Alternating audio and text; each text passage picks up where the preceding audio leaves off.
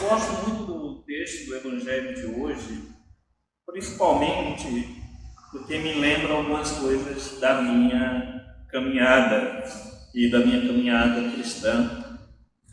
Eu lembro que quando eu estava na paróquia de São Lucas, ainda Botafogo, não esse tempo agora na Coelho Neto em Laranjeiras, todas as vezes que a gente ia para a celebração, a gente chegava agitado, um monte de coisa, e queria conversar com o reverendo Eduardo, que na época não era bispo, era o reverendo, e a gente ia falando, e muitas vezes ele falou para várias pessoas, para mim e outras pessoas: vamos deixar as coisas para depois, vamos nos concentrar em rezar. E várias vezes ele falava isso. Obviamente que quem ouve isso fica chateado, né? Quando você chega com um monte de coisa falando e o reverendo te dá um fora. Como assim te dá um fora? Quem é que não fica chateado com um fora? E o texto do Evangelho parece-me a mesma coisa. Parece que Jesus está dando um fora da Marta. Quando ele diz: Marta, Marta, você está preocupada e inquieta com muitas coisas, todavia apenas uma é necessária, e Maria escolheu a boa parte, e esta não lhe será tirada. Na caminhada cristã, a gente vai amadurecendo, vai percebendo algumas coisas, e que naquela época lá, quando o reverendo meio que ia ficar quieto, que a gente vai rezar primeiro, para mim era um sentimento de fora, mas na verdade era um sentimento de convite ao que de fato a gente ia fazer, que era mais importante, que é adorar o nosso Deus. Quando nós nos dispomos, por exemplo, o reverendo Moroni, a Vera, a Letícia, a Venira, o Daniel e eu, sairmos das nossas casas para estarmos aqui, para celebrarmos, para convivermos, mas para principalmente viver e aprender do Evangelho de Jesus. Todas as outras coisas são desnecessárias, não são importantes, não são relevantes. Por mais que a gente tenha um barulho aí, é helicóptero voando, é carro passando, é gente gritando, essas coisas não são importantes. O importante é o que de fato a gente veio fazer aqui, e isso não nos será tirado, que é aprender do Evangelho do Senhor, entender a vontade dele para as nossas vidas. E com isso eu não estou dizendo que a gente não tem que se preocupar, porque muitas vezes a gente está na celebração pensando: será se eu desliguei a panela? Será se a comida está pronta? Será se o neto está chorando, está rindo? Essas coisas não é importante agora. Será? Não é importante agora. Não hajamos como Marta, e sim como Maria. Isso não quer dizer que Maria não ia cumprir a responsabilidade dela, mas ela decidiu nesse momento que é importante, é isso. E o nosso Deus nos cobra isso. Porque quando a gente sai para estar aqui, para viver esse momento, que a gente viva com a intensidade que é necessária e que nos é exigida pelo Senhor. Que a gente faz as coisas para Deus com seriedade, compromisso, dedicação e entrega. As outras coisas podem esperar. Se o neto, o Nolan chorar, ele tem a Andresa lá. Você não precisa se preocupar com isso. Se a Nath precisar de alguma coisa, vai ter alguém para assistir a Nath. Ou a Silene, ou a Vitória, quem quer que seja. Esse é um momento que nós dedicamos ao Senhor nosso Deus. E a gente tem visto que a sociedade ela tem caminhado, deixado o que é importante de lado, para viver o que é importante, que não é importante, que é irrelevante.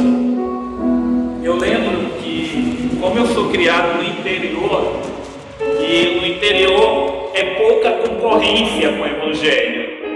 É a igreja ou a pracinha com os sons chatos. Eu não sabia dançar, eu acabava indo para a igreja.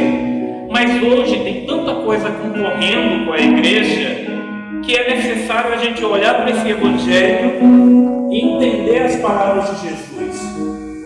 As outras coisas são importantes, são relevantes, mas nada é mais importante do a palavra de Deus para as nossas vidas, que é o alimento espiritual para o nosso corpo, para a nossa alma e para a nossa caminhada.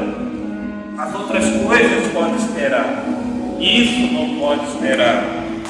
E eu fico pensando porque é tanta coisa que compete querendo a nossa atenção que a gente às vezes não consegue se concentrar. Às vezes a gente chega aqui no templo ainda com a mente agitada, pensando em um monte de coisa e a gente não consegue deixar esses pensamentos de lado. Não, eu estou aqui para adorar o Deus, para aprender da sua palavra. Eu estou preocupado com os outros afazeres. Eu gosto de usar uma expressão que, por mais radical que seja, é a realidade. Se a gente morrer, as outras coisas vão continuar lá, vão seguir sem a gente. Então, assim, às vezes a gente acha que não, se a gente não fizer, se eu não fizer, e o Evangelho está justamente nos convidando não a deixarmos de lado essas coisas, não, a priorizarmos o que a gente está fazendo. E o que é que a gente está fazendo aqui hoje, nesse domingo? O que é que a gente veio fazer no templo hoje?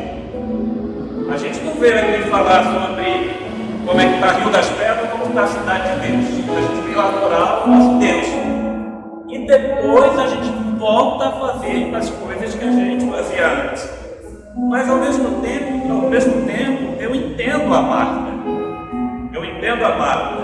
Porque a gente não consegue muitas vezes desligar. Principalmente quando o problema é a gente que depois tem que resolver. Ah não, eu que tenho que lavar a louça, eu tenho que fazer não sei o quê. Mas o provérbio diz que tem tempo para tudo. Tempo para nascer, tempo para morrer, tempo para chorar, tempo para sorrir. Existe tempo para tudo. E às vezes a gente mistura. Ou a gente dedica de qualquer jeito. E eu vou dar um alerta para vocês, que é exatamente o que Jesus fala. Vou trazer na linguagem mais popular possível. Não faça de qualquer jeito, porque Jesus não é bagunça. Então, não faça de qualquer jeito para Deus. Faça com um máximo de dedicação e de zelo. Porque Ele não morreu na cruz e disse, não, vou perder aqui um braço na cruz com vocês. Ele se entregou na cruz para a gente.